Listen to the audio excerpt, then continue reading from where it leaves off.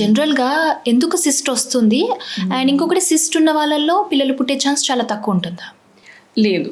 Cyst అనేది common నార్మల్‌గా physiological cysts ఉంటాయి ఎవ్రీ రిప్రొడక్టివ్ వుమెన్. ఎందుకంటే ఒక సైకిల్‌లో అంటే ఆ సైకిల్ రిపీట్ అవుతూ ఉంటది. మెన్స్ట్రువల్ సైకిల్స్ కానివ్వండి, ఓవేరియన్ సైకిల్ కానివ్వండి. ఎగ్ పెరగడము, ఓవ్యులేషన్ అవ్వడము, ప్రెగ్నెన్సీ రాలేదు అంటే మళ్ళీ ఎగ్ డెవలప్ అవ్వడము, మళ్ళీ ఓవ్యులేషన్ అవ్వడము. ఇది ఒక సైకిల్. సో ఇందులో ఒక్కొక్కసారి ఏమవుతుందంటే ఒక ఫాలికల్ ఒక స్టేజ్ దాకా డెవలప్ అయ్యాక స్ట్రెస్ వల్లనో హార్మోనల్ ఇంబ్యాలెన్స్ వల్లనో కరెక్ట్గా హార్మోన్స్ లేక ఓవ్యులేషన్ అవ్వకుండా అట్లాగే ఉండిపోవచ్చు. అది సిస్ట్ లాగా తయారవుతుంది. అండ్ అది మనం నెక్స్ట్ సైకిల్లో స్కాన్ చేసినప్పుడు సిస్ట్ అని చెప్తారు. సో దాన్ని సిస్ట్ అంటారు. ఫిజియోలాజికల్ అది. సో దానివల్ల మనకి మేజర్ ప్రాబ్లమ్స్ ఏమి ఉండవు. 1 monthలో మళ్ళీ అదే నార్మల్గా తగ్గిపోతుంది, రిజాల్వ్ అయిపోతుంది. ఓకే. ఒక్కొక్కసారి ఓవ్యులేషన్ అయ్యాక హెమరేజిక్ సిస్ట్ అంటాం. అంటే అది కూడా ఒక టైప్ ఆఫ్ సిస్ట్ లాగా ఫామ్ అవ్వచ్చు. That is a normal physiological finding. ఒక్కొక్కసారి ఓవ్యులేషన్ అయ్యాక కార్పస్ ల్యూటియం సిస్ట్ అంటాం. సో ఇదేంటంటే ప్రెగ్నెన్సీ ఉంటే సపోర్ట్ చేస్తుంది టిల్ బేబీకి బ్లడ్ సప్లై అనేది ఫామ్ అయ్యేంత వరకు ఈ corpus luteum will take care. అది చాలా మంచి సిస్ట్. ఓకే. సో అది మంచిగా ఉంటేనే ప్రెగ్నెన్సీ కూడా మంచిగా ఉంటుంది అన్నట్టు. హార్మోన్స్ ప్రొడ్యూస్ చేసి అది సర్వైవ్ అయ్యేలాగా అంతవరకు బేబీ దానంతట అది సర్వైవ్ అయ్యి బ్లడ్ సప్లై ఫామ్ అయ్యేదాకా corpus luteum will take care. ఇవన్నీ నార్మల్ ఫిజియోలాజికల్ సిస్ట్. వాటి వల్ల వరీ అవనవసరం లేదు. ఓకే. యా. సో ఎలాంటి ఫుడ్ తీసుకోవాలి ఇలాంటి కండిషన్ ఉన్నా? సో నేను ఇంతకుముందు చెప్పినట్టు వీళ్ళకి వెయిట్ గెయిన్ అవ్వడానికి, ఒబేసిటీ రావడానికి ఎక్కువ ఛాన్సెస్ ఉంటాయి. ఓకే. అంటే చాలామంది నేను అసలు ఏం తినట్లేదు, చాలా ఫిజికల్ యాక్టివిటీ, వాకింగ్ చేస్తాను, ఎక్సర్సైజ్ చేస్తాను, ఈవెన్ దెన్ వెయిట్ గెయిన్ అవుతున్నాను అనేది వాళ్ళ మెయిన్ కంప్లైంట్ ఉంటుంది. సో ఇది ఎందుకంటే వాళ్ళకి నేను చెప్పినట్టు మెటబాలిక్ ఇష్యూస్ ఉంటాయి. అంటే తినకపోయినా వెయిట్ గెయిన్ అవ్వడము, ఎక్సర్సైజ్ చేసినా కూడా వెయిట్ లూజ్ అవ్వలేకపోవడము, ఇవి ఎక్కువ చూస్తాము. ఓకే. సో వీళ్ళలో ఏంటంటే ఈ హార్మోనల్ ఇష్యూస్ వల్ల నార్మల్ వాళ్ళతో కంపేర్ చేస్తే కొంచెం ఎక్కువ ఎఫర్ట్స్ అవసరం వెయిట్ లాస్ అవ్వడానికి. But once they start losing weight, ఒకసారి కొంచెం వెయిట్ లూజ్ అవుతే ఆటోమేటిక్గా వాళ్ళ హార్మోన్ ఇంబ్యాలెన్స్ అన్నీ కరెక్ట్ అయిపోతాయి. ఓకే. సో వెయిట్ లాస్ అనేది ఫస్ట్ చెప్తాం, life style modification and weight loss అనేది. సో వెయిట్ లాస్ అవ్వడానికి ఎనీథింగ్ దే కెన్ చూస్. అంటే healthy diet, stress management and physical activity main. ఇవన్నిటికంటే ముందు కొన్ని మెడిసిన్స్ కూడా ఇస్తాము. సో దట్ వాళ్ళకి వెయిట్ లాస్ కూడా యూజ్ అవుతుంది. ఈ హార్మోనల్ ఇంబ్యాలెన్స్ కూడా కొంచెం కరెక్ట్ అవ్వడానికి కొంచెం మెడిసిన్స్తో కూడా హెల్ప్ చేయొచ్చు. జనరల్గా మనకు సీజనల్ ఫ్రూట్స్ ఉంటాయి కదా డాక్టర్, మ్యాంగో లేదంటే సీతాఫల్, అవి కూడా మనకు కొంచెం వెయిట్ పుట్ ఆన్ చేస్తాయి అని అంటారు కదా. సో తీసుకోవచ్చా హ్యాపీగా అవి? సో మ్యాంగో సీజనల్ ఫ్రూట్ అందరికీ ఇష్టం. సో ఓన్లీ మనకు సమ్మర్లో దొరుకుతుంది కాబట్టి అందరూ తినొచ్చు. బట్ ఓన్లీ ఎవరికైతే డయాబెటీస్ ఉంటుంది, పాలిసిస్టిక్ ఓవరీస్, డయాబెటీస్ చాలామందికి వీళ్ళకి ఎఫెక్ట్ అయ్యే ఛాన్స్ ఉంటుంది. సో ఎవరైతే డయాబెటీస్ ఉంటుందో వాళ్ళు మాత్రం అవాయిడ్ చేయాలి. ఎందుకంటే ఎక్కువ షుగర్ కంటెంట్ ఉంటుంది మ్యాంగోస్లో.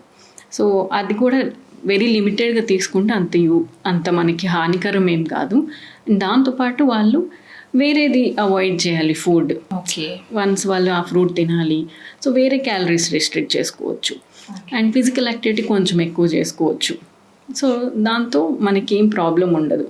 బట్ మ్యాంగో అందరికీ ఇష్టం కాబట్టి తినవచ్చు. ఓకే డాక్టర్, జనరల్గా అబార్ట్ అవుతుంది రకరకాల రీజన్స్ తోటి. సో అబార్షన్ అయిన తర్వాత IUIకి వెళ్ళొచ్చా, ఆ ట్రీట్మెంట్కి వెళ్ళొచ్చా నెక్స్ట్ టైం? అబార్షన్ అనేది అంటే చాలా రకాల రీజన్స్ ఉంటాయి. ఈవెన్ న్యాచురల్ ప్రెగ్నెన్సీస్ కొంతమందికి తెలియకుండానే అబార్షన్ అవుతుంది. వాళ్ళ ప్రెగ్నెన్సీ అని కూడా తెలియదు. వన్స్ బ్లీడింగ్ ఎక్కువ అవుతుంది అని టెస్ట్ చేసినప్పుడు వాళ్ళకి యాక్చువల్గా ప్రెగ్నెన్సీ వచ్చింది అనేది డయాగ్నోస్ అవుతారు చాలామంది. సో అబార్షన్స్కి రీజన్స్ ఏముంటాయి? మోస్ట్లీ ఫస్ట్ 3 monthsలో అబార్షన్ అవుతే మోస్ట్లీ జెనెటిక్ రీజన్స్ ఉంటాయి. బేబీ లోపల ఏదైనా జెనెటిక్ ప్రాబ్లమ్స్ ఉంటే అది దానివల్ల మనకి బై నేచర్ యూట్రస్ మనకి బేబీ పెరగడానికి ఒప్పుకోదన్నమాట. చాలా ప్రాబ్లం ఉంది బేబీ జెనెటిక్ అంటే అబార్షన్ అవుతుంది న్యాచురల్గా.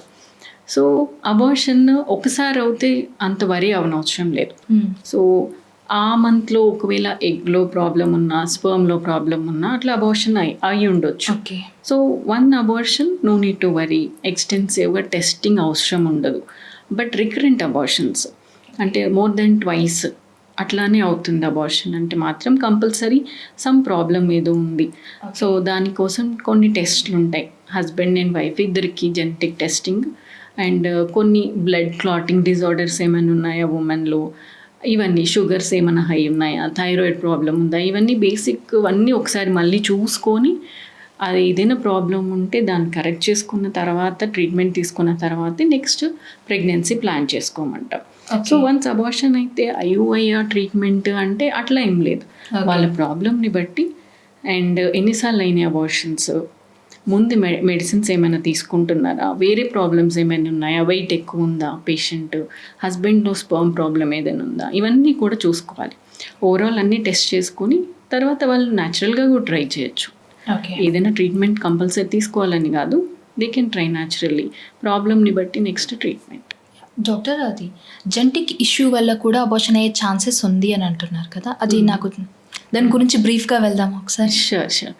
So genetic problems, abortions, recurrent abortions నేను చెప్పింది అంటే చాలాసార్లు అబార్షన్ అవుతుంది. ఎవ్రీ టైం తొందరగా ప్రెగ్నెన్సీ వచ్చేస్తుంది, బట్ హార్ట్ బీట్ రాకపోవడము, హార్ట్ బీట్ వచ్చింది బేబీ మళ్ళీ ఒక 1 month తర్వాత హార్ట్ బీట్ ఆగిపోవడము.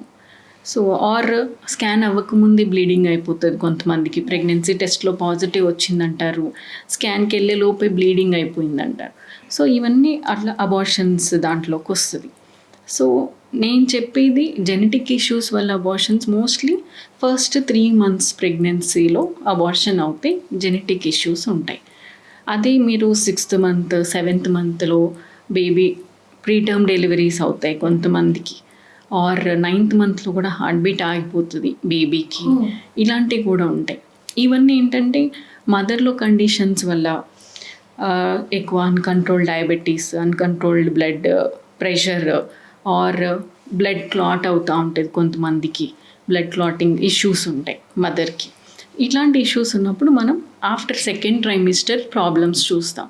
ఫస్ట్ 3 monthsలో మాత్రం మోస్ట్లీ జెనెటిక్ సంబంధించినవి ఉంటాయి. సో జెనెటిక్స్ అనేసరికి మదర్లో ఏదో జెనెటిక్ ప్రాబ్లం ఉందని కాదు, ఆర్ ఫాదర్లో జెనెటిక్ ప్రాబ్లం ఉందని కాదు, ఎగ్ ఆర్ స్పర్మ్లో ఉండొచ్చు. ఎగ్లో ఎందుకు వస్తుంది, ఏజింగ్ వల్ల కొంతమందికి ఇప్పుడు మనకి సెల్ డివైడ్ అవ్వాలి, ప్రెగ్నెన్సీ ఒక బేబీ తయారయ్యాక సెల్స్ అనేది డివైడ్ అవుతూ ఉండాలి. అట్లా దాంతోపాటు డిఎన్ఏ కూడా సెల్స్లోకి ఈక్వల్గా డివైడ్ అవుతూ ఉండాలి. సో ఏజింగ్ అప్పుడు ఈ ప్రాసెస్ డివిజన్ అనేది కరెక్ట్గా ఉండకపోవడం వల్ల ఒక సెల్లో ఎక్కువ, ఒక సెల్లో తక్కువ డిఎన్ఏ, సో క్రోమోజోమల్ నంబర్ కరెక్ట్గా ఉండాల్సినంత ఉండకపోవచ్చు, అప్పుడు జెనెటిక్ ఇష్యూస్ అంటాం. సో ఇది మనకి మెయిన్గా ఫీమేల్ ఏజ్ మెయిన్ ఇంపార్టెంట్. ఎక్కువ 35, 37 కంటే ఎక్కువ కనుక ఉంటే ఫీమేల్ ఏజ్, ఈ క్రోమోజోమల్ ప్రాబ్లమ్స్ బేబీలో వచ్చే ఛాన్సెస్ చాలా ఎక్కువ.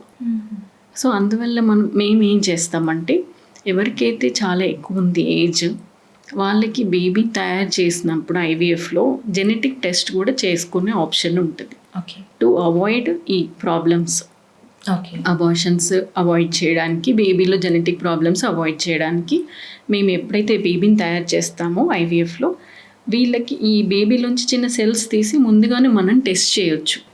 ఈ బేబీ నార్మల్గా ఉందా, ఏదైనా ప్రాబ్లం ఉందా, క్రోమోజోమల్ ప్రాబ్లమ్స్ టెస్ట్ చేసి ఏదైతే నార్మల్ వస్తుందో ఆ బేబీని ట్రాన్స్ఫర్ చేస్తాం. ఇది అందరికీ అవసరం లేదు, ఓన్లీ ఎవరికైతే ఫ్రీక్వెంట్ అబార్షన్స్ ఉన్నాయో, ఏజ్ చాలా ఎక్కువ ఉందో, ఆర్ ఫ్యామిలీలో కొంతమందికి జెనెటిక్ ప్రాబ్లమ్స్ ఉంటాయి ఆల్రెడీ డయాగ్నోస్డ్, సో అట్లాంటి వాళ్ళకి ఇది అవసరం. ఓకే.